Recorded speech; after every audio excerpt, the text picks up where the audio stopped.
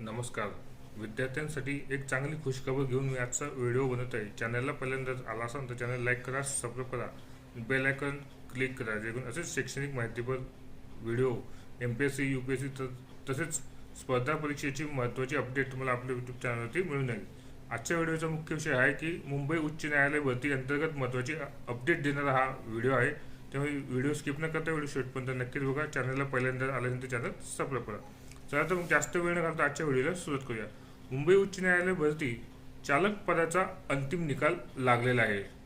विद्यार्थ्यांसाठी खुशखबर हीच आहे की ज्या विद्यार्थ्यांनी उच्च न्यायालय मुंबई भरती अंतर्गत चालक पदासाठी अर्ज केले असतील व त्याची परीक्षा दिलेली असेल त्यांच्यासाठी ही अत्यंत महत्त्वाची माहिती आहे. चालक पदासाठी पात्र उमेदवारांची यादी प्रसिद्ध झालेली आहे.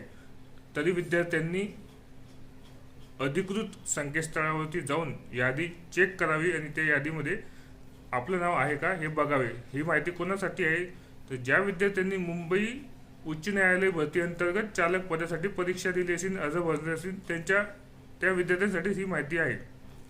लिपिक आणि शिपाई या पदाचा निकाल देखील लवकरच लागणार आहे.